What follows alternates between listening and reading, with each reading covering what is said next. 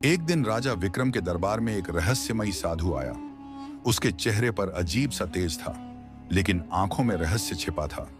उसने विक्रम से कहा, महाराज, आपके लिए एक कठिन परीक्षा है। अगर आपने 6 पहेलियां हल नहीं की तो आपका पूरा राज्य नष्ट हो जाएगा। राजा विक्रम ने चुनौती स्वीकार कर ली, लेकिन साधु ने एक शर्त रखी।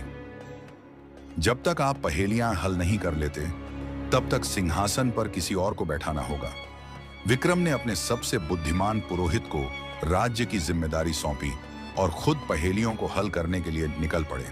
जंगलों, पहाड़ों और खतरों से भरी उनकी यात्रा शुरू हुई। पहली पहेली, जलती हुई नदी का रहस्य। राजा विक्रम जब घने जंगल से गुजर रहे थे तो उनके सामने एक नदी आई, लेकिन यह कोई साधारण नदी नहीं थी। इसका पानी आग की तरह जल रहा था। नदी के पार जाने के लिए एक पुल भी नहीं था। तभी एक अजीब आवाज आई, अगर इस नदी को पार करना है तो इसका असली रूप समझो, वरना जल कर राख हो जाओगे। विक्रम सोच में पड़ गए। उन्होंने नदी को ध्यान से देखा और फिर अपनी तलवार से पानी में एक कंकर फेंका। कंकर आग से झुलस गया, लेकिन फिर विक्रम को एहसास हुआ कि यह असली आग नहीं है, बल्कि एक भ्रम है। उन्होंने पास की मिट्टी उठाई और नदी में डाल दी। अचानक आग बुझ गई और सामने साफ पानी नजर आने लगा। विक्रम ने मुस्कुराते हुए नदी पार कर ली। यह पहली पहेली थी जिसे उन्होंने हल कर लिया था। दूसरी पहेली, बोलने वाली मूर्ति। नदी पार करने के बाद विक्रम एक वीरान मंदिर में पहुंचे। वहां एक विशाल पत्थर की मूर्ति खड़ी थी। अचानक मूर्ति बोल उठी, अगर तुम सच्चे राजा हो तो बताओ कि मैं जीवित हूं या निर्जीव। विक्रम चौंक गए। उन्होंने गौर से मूर्ति को देखा। मूर्ति एक पत्थर की बनी थी, लेकिन उसकी आंखों में कुछ चमक थी। विक्रम ने पास जाकर अपनी तलवार निकाली और मूर्ति के पैरों पर वार किया। जैसे ही वार हुआ, मूर्ति के अंदर से एक आदमी निकल आया जो सालों से इस पत्थर के अंदर कैद था। धन्यवाद राजा विक्रम, मैं एक श्रापित योद्धा था जिसे इस मूर्ति में कैद कर दिया गया था। तुम्हारी बुद्धिमानी ने मुझे मुक्त कर दिया। पहेली सुलझ चुकी थी। विक्रम पहली 2 पहेलियां हल कर चुके थे, लेकिन अब आगे का सफर और भी डरावना होने वाला था। घना जंगल, अंधेरा, रहस्यमयी आवाजें, हर ओर डर का माहौल था। लेकिन विक्रम पीछे हटने वालों में से नहीं थे। तीसरी पहेली, शापित आत्माओं का महल। जंगल पार करने के बाद राजा विक्रम एक उजड़े हुए महल में पहुंचे। जैसे ही उन्होंने महल के अंदर कदम रखा, दरवाजे अपने आप बंद हो गए। चारों ओर एक भयानक सन्नाटा था। अचानक दीवारों पर लटक रही तस्वीरें हिलने लगी। एक गूंजती हुई आवाज आई, राजा विक्रम, अगर यहां से जिंदा बाहर जाना चाहते हो तो ये बताओ, मुझे किसने मारा। विक्रम ने चारों ओर देखा। सामने एक टूटा हुआ सिंहासन पड़ा था। पास में ही एक पुराना खंजर रखा था जिस पर सूखा खून लगा था।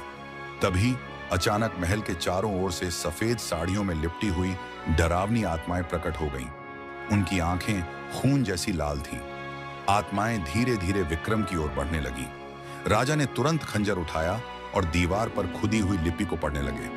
लिखा था, जिसने राजगद्दी के लिए अपने भाई का खून किया वही श्रापित हो गया। विक्रम समझ गए कि इस महल का राजा अपने ही भाई की हत्या कर चुका था और उसकी आत्मा अब न्याय चाहती थी। विक्रम ने जोर से कहा, इस महल के राजा ने अपने भाई को मारा था। जैसे ही उन्होंने यह कहा, महल हिलने लगा। चीखों की आवाजें तेज हो गईं। अचानक आत्माएं हवा में गायब हो गईं और दरवाजे अपने आप खुल गए। विक्रम ने तुरंत महल से बाहर छलांग लगाई। चौथी पहेली, खून पीने वाला पेड़। महल से बाहर निकलने के बाद विक्रम को एक और चुनौती का सामना करना था। जंगल में एक विशालकाय पेड़ खड़ा था जिसकी शाखाओं से खून टपक रहा था। चारों ओर अजीबो-गरीब हड्डियां बिखरी हुई थीं। जैसे ही विक्रम पास गए, पेड़ की शाखाएं अचानक हिलने लगीं और एक डरावनी आवाज आई, अगर तुम्हें इस जंगल से बाहर जाना है तो मेरा रहस्य सुलझाओ, वरना मैं तुम्हारा खून पी जाऊंगा। विक्रम ने देखा कि पेड़ की जड़ें जमीन में कुछ छिपा रही थीं। उन्होंने अपनी तलवार निकाली और जमीन खोदनी शुरू कर दी। कुछ ही देर में उन्हें एक नर कंकाल मिला जिसके हाथ में एक पुरानी किताब थी। किताब खोलते ही एक गूंजती हुई आवाज आई, मैं एक साधारण पेड़ था, लेकिन एक तांत्रिक ने मुझे अभिशाप देकर राक्षस बना दिया। जब तक इस किताब में लिखा श्लोक कोई नहीं पढ़ेगा, मैं मुक्त नहीं हो सकता। विक्रम ने तुरंत किताब में लिखा मंत्र पढ़ा। अचानक पूरा जंगल हिलने लगा, पेड़ की शाखाएं कांपने लगीं और खून बहना बंद हो गया। पेड़ की आत्मा मुक्त हो गई और विक्रम का रास्ता साफ हो गया। लेकिन अब विक्रम को आखिरी 2 पहेलियां हल करनी थी और ये पहेलियां सबसे भयानक होने वाली थी। राजा विक्रम 4 भयानक पहेलियां हल कर चुके थे। अब सिर्फ 2 आखिरी रहस्य बाकी थे, लेकिन ये सबसे ज्यादा खतरनाक और डरावने होने वाले थे। रात का समय हो चुका था और विक्रम को हर तरफ से एक अजीब सी ऊर्जा महसूस हो रही थी। जंगल के साए और गहरे हो गए थे। 5वीं पहेली मृत आत्माओं की झील। विक्रम आगे बढ़ रहे थे कि अचानक उनके सामने एक काली झील आ गई। झील का पानी स्थिर था, लेकिन उसमें से धीमी धीमी कराहने की आवाजें आ रही थीं। जैसे ही विक्रम ने पानी को छूने की कोशिश की, झील के अंदर से सैकड़ों सफेद कंकाल जैसे हाथ बाहर निकले और विक्रम को अंदर खींचने लगे। तभी झील से एक डरावनी आवाज आई, अगर इस झील से बाहर जाना है तो ये बताओ कि हम कौन हैं और हमारा मुक्ति मार्ग क्या है। विक्रम ने तुरंत अपनी तलवार निकाली और हाथों को काटने की कोशिश की, लेकिन तलवार किसी भी हाथ को नहीं काट पा रही थी। फिर उन्होंने ध्यान दिया कि झील के किनारे एक टूटा हुआ शिवलिंग पड़ा था। विक्रम को समझ आ गया कि यह आत्माएं वही लोग थे जिन्होंने कभी इस झील में छल से डुबोकर मार दिए गए थे। उन्होंने तुरंत शिवलिंग को उठाया और उसे अपने स्थान पर स्थापित कर दिया। जैसे ही शिवलिंग अपने स्थान पर आया, पूरी झील हिलने लगी। आत्माएं जोर जोर से चिल्लाने लगीं और धीरे धीरे जल में समा गईं। झील अब शांत हो गई थी और विक्रम का रास्ता खुल चुका था। लेकिन आखिरी पहेली अभी बाकी थी।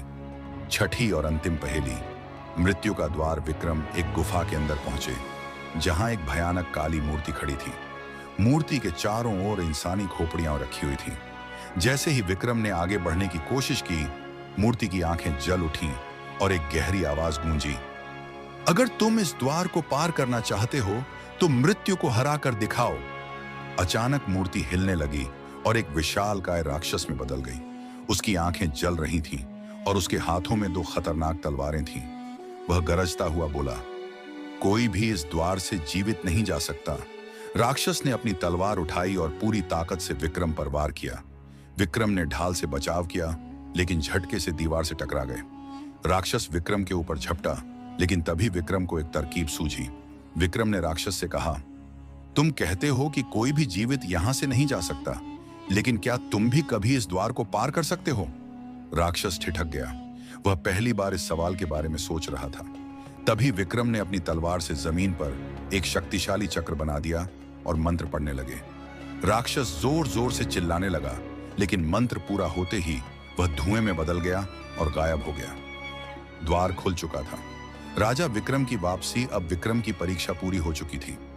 वे वापस अपने महल की ओर लौटे, जहां पूरी प्रजा उनका इंतजार कर रही थी। जैसे ही वे राजमहल पहुंचे, वही साधु वहां खड़े थे। साधु ने मुस्कुराकर कहा, विक्रम, मैंने कई राजा देखे हैं, लेकिन तुम्हारे जैसा वीर, बुद्धिमान और शक्तिशाली कोई नहीं।